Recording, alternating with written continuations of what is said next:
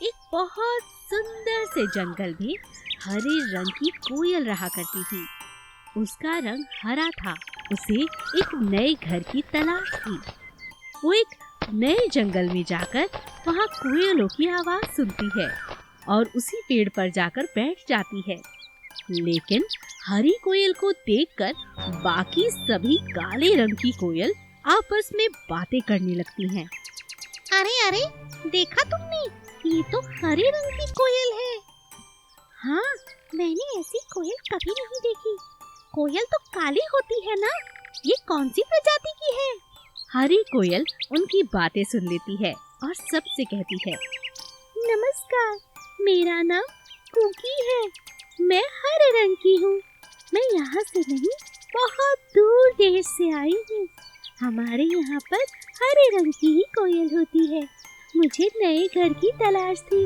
आपकी सुंदर आवाजें सुनकर यहाँ चली आई। क्या आप लोग मेरी दोस्त बनोगे? हरी कोयल की बात सुनते ही सब पेड़ से उड़कर चली जाती हैं।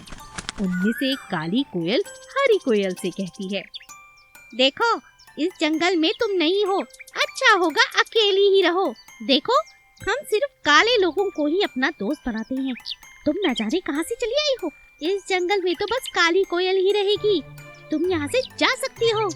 ये बात सुनकर हरे रंग की कोयल का दिल टूट जाता है। वो फूट फूट कर रोने लगती है। इतना सुंदर जंगल है। सोचा था यहाँ नया घर बनाऊंगी, मगर ये लोग तो मुझे अपनाना ही नहीं चाहते। अब मैं कहाँ जाऊँ? तभी पेड़ से आवाज आती है, अरे अरे, रो क्यों रही हो हरी कोयल? मेरे पेड़ पर तुम्हारा स्वागत है। तुम जब तक चाहो इस पेड़ पर अपना आशियाना बनाकर रह सकती हो। और ये जितनी भी काली कोयल है ना, ये बहुत घमंडी है। इनसे बचकर रहना। तुम चाहो तो हरे तोतों से दोस्ती कर सकती हो, वो बहुत अच्छे हैं। शुक्रिया। सच में? क्या मैं यहाँ अपना नया घर बना लूँ? हाँ, क्यों नहीं? इसमें पूछने वाली क्या बात है? मुझे बहुत खुशी होगी। हरी कोयल अपना प्यारा सा घोंसला उसी पेड़ पर बनाकर रहने लगती है। एक दिन एक शिकारी आता है। क्योंकि सभी काली कोयल एक साथ बैठा करती थी, सभी जाल में फंस जाती हैं। जब शिकारी उन्हें लेकर जा रहा था तो कोयल सभी मिलकर जोर जोर से हरी कोयल को आवाज लगाती हैं। बचाओ बचाओ, हमें बचाओ। हाँ, हरी कोयल, हमें बचा लो ना। हरी कोयल की नजर भी काली कोयल पर पड़ जाती है। हरी कोयल तुरंत भागकर सभी जानवरों को इकट्ठा कर लाती है। सभी जानवर उस शिकारी पर हमला कर देते हैं। शिकारी दबा कर वहाँ से भाग जाता है और सभी कोयलों को सभी मिलकर छुड़ा लेते हैं। काली कोयल अपने घमंड पर बहुत पछताती है। हमें माफ कर दो। आओ बहन, हमारे साथ रहो। और अब हरी कोयल अकेली नहीं थी, उसे बहुत सारे दोस्त मिल गए थे। भूमिगत सांप और चूहा। टिक्की नाम की एक छोटी सी चिड़िया ने बहुत बड़ा और सुंदर बिल जंगल के बीचों बीच बना कर रखा हुआ था। खाने के लिए वो गांव के लाला की दुकान पर जाती और मजे से वहां पर खा पीकर अपने बिल में वापस लौट आती। एक दिन जब वो लाला की दुकान से खा पीकर बड़े आराम से जंगल की तरफ आ रही थी, आज तो मैंने बहुत खा लिया। इतना खा लिया कि चला भी नहीं जा रहा। हे भगवान, तूने मुझे छप्पर फाड़ के दिया है। तेरा बहुत बहुत शुक्रिया। टिक्की बड़े मजे से अपने घर की तरफ जा रही थी। वो उछलकर अपने बिल के अंदर घुसने की कोशिश करती है, लेकिन अचानक वो अंदर जा ही नहीं पाती। ये क्या हो रहा है? मैं अपने ही बिल में अंदर क्यों नहीं जा पा रही? मेरे बिल को क्या हुआ? आखिर क्या बात है?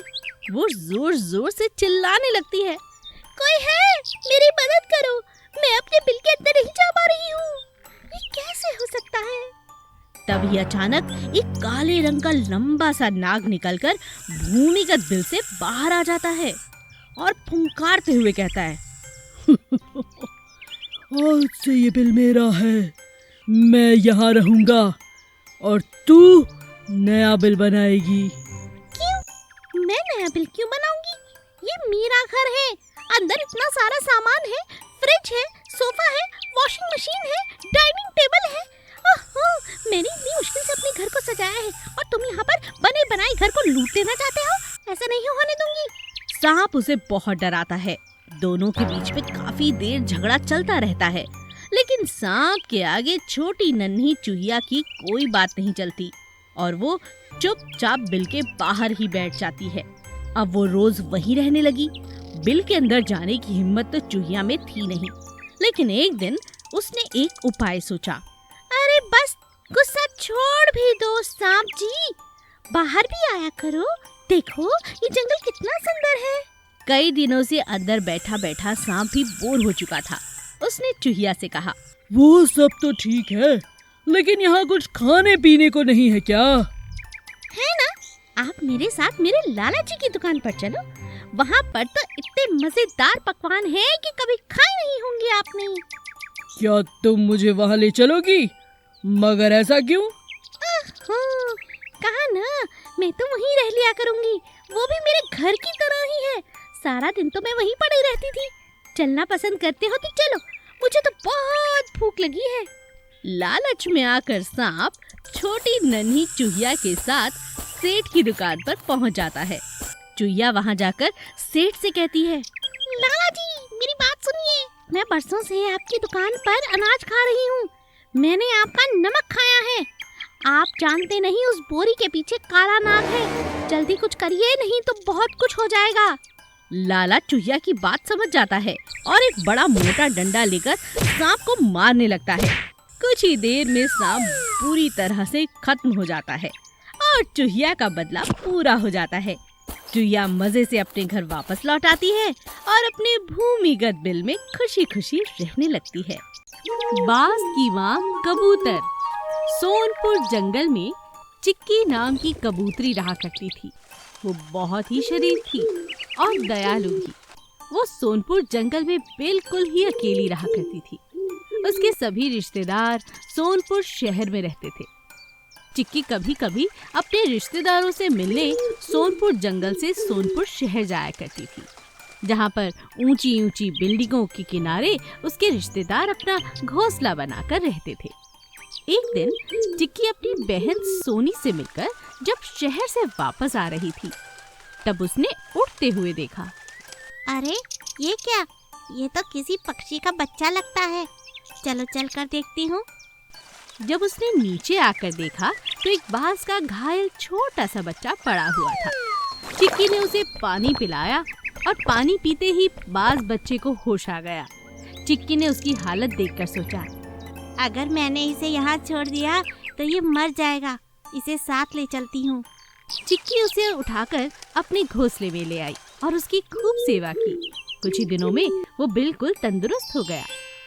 बेटा तुम्हारा नाम क्या है? चिक्की ने उससे पूछा। बाज ने कहा, मेरा कोई नहीं है, आज से तुम ही मेरी माँ हो। मेरे मम्मी पापा को तो शिकारी पकड़ कर ले गया। आपने मेरी जान बचाई है, अब आप ही मेरी सब कुछ हो। चिक्की को उस पर दया आ गई और वो उसे अपने बच्चे की तरह पालने पोसने लगी। पेड़ पर रहने वाले सभी बाकी कबूतरों को ये बात बिल्कुल पसंद नहीं आई। सभी ने चिक्की को खूब समझाया, लेकिन चिक्की किसी की बात मानने को राजी ही नहीं थी। चिक्की ने उस बाज का नाम शेरू रख दिया था। एक दिन वो शेरू को लेकर शहर में अपनी बहन से मिलने के लिए आई, तो उसकी बहन ने भी उसे खूब डांटा और कहा, अरे तुम्हारा तो कोई नहीं है, लेकिन हमारे तो छोटे छोटे बच्चे हैं ना। ये क्या ले आई हो बाज यहाँ पर? ये तुमने ठीक नहीं किया चिक्की। ये सुनकर चिक्की ने अपनी बहन से कहा, शेरू किसी को कुछ नहीं कहेगा। चलो शहर से जाकर कुछ सामान लेकर आते हैं। चिक्की की बहन उस पर विश्वास कर लेती है। दोनों बाजार जाते हैं और सामान खरीदते हैं। जब वो वापस आते हैं तो उन्हें बाज के मुंह में खून दिखाई देता है। तो चिक्की की बहन जोर से चिल्लाती है, देखा, मैंने कहा था ना, शेरू मेरे बच्चों को खा जाएगा। लेकिन जब वो अपने घोंसले के अंदर जाकर देखते हैं तो उन्हें बहुत अफसोस होता है, क्योंकि वहाँ तो एक सांप मरा पड़ा हुआ था और बच्चे आराम से खाना खा रहे थे। बच्चे माँ से कहते हैं, माँ माँ, शेरू भाई ने उसे मार दिया और हमें बचा लिया। चिक्की की बहन शेरू को बहुत प्यार करती है और अपनी बहन से माफी मांगती है। सच में बहन, मुझे माफ कर दो। तुम्हारा बेटा बहुत नेक है। तुमने इसे अच्छे संस्कार दिए हैं। आपसे मैं भी इसकी सगी मासी हूँ। कोई सौतेला व्यवहार नहीं करूँगी। चलो मिलकर खाना खाते हैं। और सभी मिलजुल कर खुशी खुशी रहने लगे।